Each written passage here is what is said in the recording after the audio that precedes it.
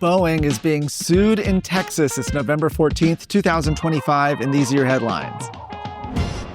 Well, Boeing is facing a lawsuit right here in Texas over claims that it misled pilots about the safety and training requirements of its 737 MAX aircraft. That lawsuit was filed by the Southwest Airlines Pilots Association, which says Boeing assured them the new plane was essentially just a more fuel-efficient version of the 737 and didn't require additional training. That was until two of these 737 MAX crashed in 2018 and 2019, killing 346 people, and were later tied to a new flight stabilizing system that pilots had not been trained on. Over the second crash, the FAA grounded the aircraft, leaving Southwest pilots without planes to fly and prompting the Southwest Pilot Association to sue. The pilots union says Boeing interfered in its negotiations with Southwest and fraudulently induced pilots to accept a contract requiring them to fly the MAX. Boeing argues that those claims are preempted by federal labor law and that the union can't sue on behalf of its members. The case has already bounced between federal and state courts. In March, the Texas Supreme Court ruled that the Southwest Airlines Pilot Association can pursue its own claims, but not those of individual pilots, sending the case back to the trial court. And this lawsuit comes as Boeing faces broader scrutiny over its DEI practices and quality control failures. Attorney General Ken Paxton has filed a new lawsuit. Yes, this one aiming to dismantle 3 state-run higher education programs he says unconstitutionally discriminate against religious students and Christian ministries. The lawsuit, filed in Travis County, challenges the Texas College Work Study Program, the Texas Works Internship Program, and the Texas Innovative Adult Career Education Grant Program. All 3 of these are administered by the Texas Higher Education Coordinating Board.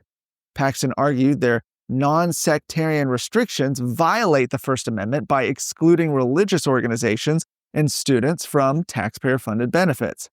Now, what makes this case especially notable is that Paxton's effectively suing another arm of the state government. Paxton said these anti-Christian laws targeting religious students must be completely wiped off the books. At issue are long-standing rules that ban state funds from being used for religious instruction, worship, or proselytizing, and that require participating employers to offer only non-sectarian work. Students in seminary programs are barred from work study entirely. Paxton says that amounts to a, quote, wholesale exclusion based solely on religious identity, something the U.S. Supreme Court has repeatedly rejected. But every day I run into something that I'm dealing with the county judge.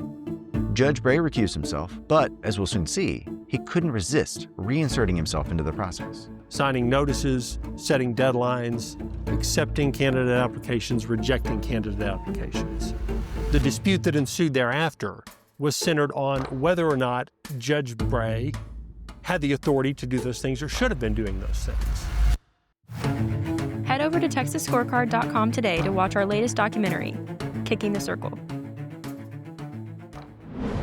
The American Council of Trustees and Alumni is urging Big Ten university boards to halt a proposed $2.4 billion private equity deal between the Big Ten Conference and UC Investments. That's the investment arm of the University of California system. Now, this deal would give UC Investments a 10% stake in a new entity called Big Ten Enterprises, sending an estimated $100 million to $135 million to each member school and locking universities into the conference through 2046. But ACTA says regents and trustees haven't been fully briefed, and they warn the agreement transfers valuable media and branding rights without proper board oversight. And at least 2 schools, Michigan and University of Southern California, have already raised objections. ACTA argues boards must approve any deal of this magnitude. They call for reforms ensuring regents, not university presidents or athletic directors, control future asset monetization decisions. Though Texas schools aren't directly involved, analysts say the move would send shockwaves through the Big 12 and the SEC. For more of today's stories, go to TexasScorecard.com.